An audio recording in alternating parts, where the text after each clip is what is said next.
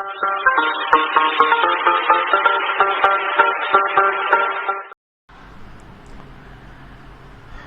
दोस्तों, नमस्कार।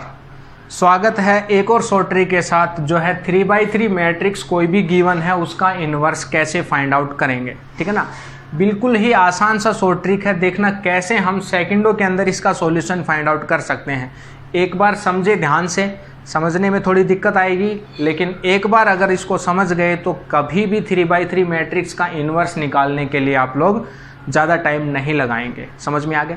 तो देखो, अगर मैं किसी भी मैट्रिक्स का इन्वर्स फाइंड आउट करता हूँ तो क्या होता है, एडजॉइंट ए अपॉन में डिटर्मिनेंट है, यानी कि हमें उस मैट्रिक्स का डिटर्मिनेंट निकालना आना चाहिए। समझ में आ गया?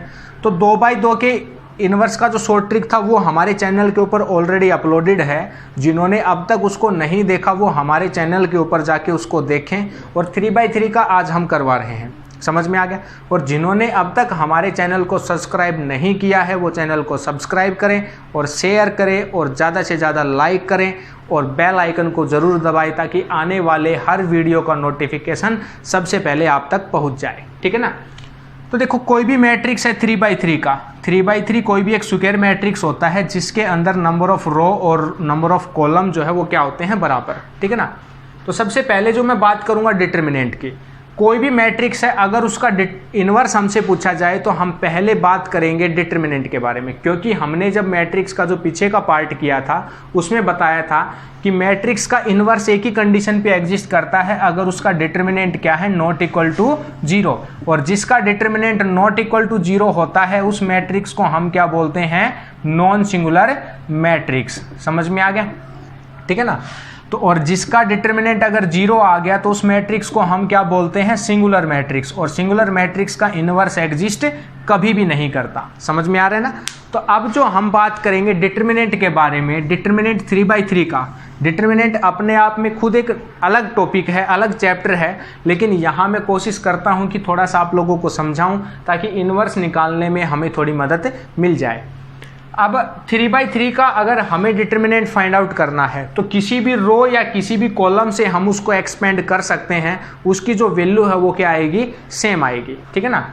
तो मैं इसका डिटर्मिनेंट फाइंड आउट करता हूं और मैंने एक्सपेंड किया इसको R1 से, जो पहली रो है उससे एक्सपेंड करता हूं। देखो, यहाँ जो पहला एलिमेंट है वो क्या है, 1। मैंने उस एलिमेंट को लिख लिया।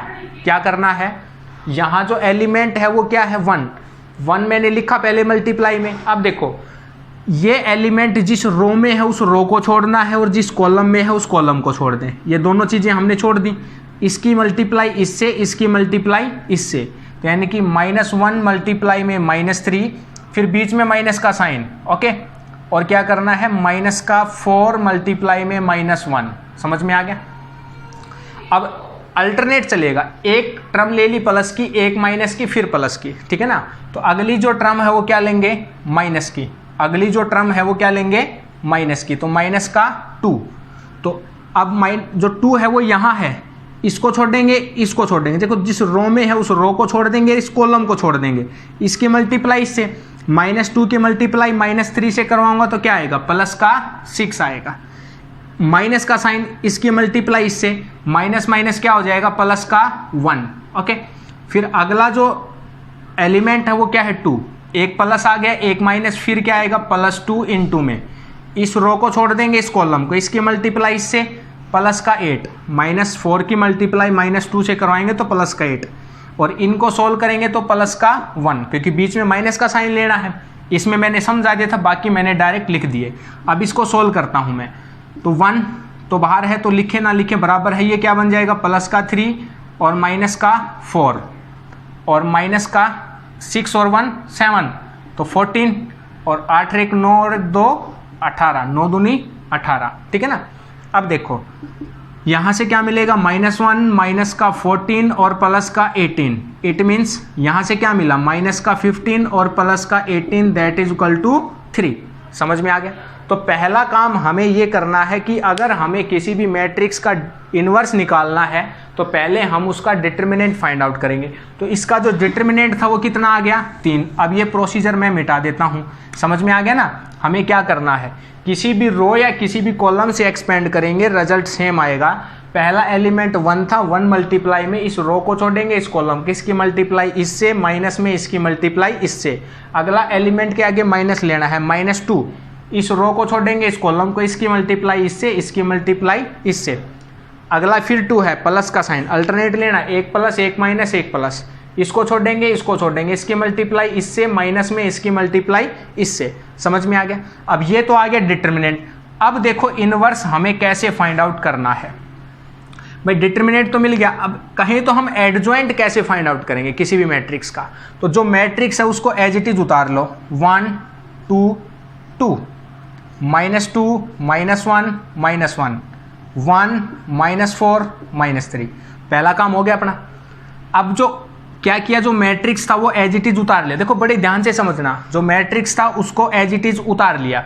अब ऊपर के जो 2 रो हैं उनको नीचे उतारना है, ऊपर के जो 2 रो हैं उनको नीचे उतारना। ध्यान देना, ऊपर के जो 2 रो हैं उनको नीचे उतारना है। 1 2 2 -2 -1 -1। पहला काम समझ में आ गया।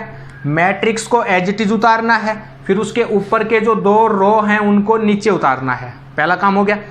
अब जो आगे 2 रो हैं, 2 कॉलम हैं, इन कॉलम को पीछे उतार दो एज इट इज। 2 कॉलम 1 -2 1 1 -2 2 -1 -4 2 -1। समझ में आ गया।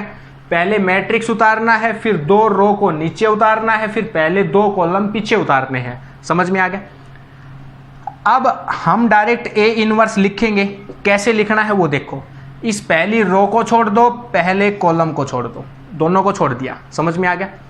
अब इसकी मल्टीप्लाई इससे करवाएंगे, इसकी मल्टीप्लाई इससे चलेंगे। एक चीज ध्यान रखो, रो वाइज चलोगे तो कॉलम वाइज लिखना पड़ेगा, कॉलम वाइज अगर मल्टीप्लाई करोगे तो रो वाइज लिखना पड़ेगा। ठीक है ना। अब देखो, अब मैं इसका इनवर्स निकालता हूं। तो इनवर्स के लिए क्या था, 1 अपॉन में डिटर्मिनेंट है, डिटर्मिनेंट है क्या आ गया 3, तो 1 अपॉन में क्या आ जाएगा 3।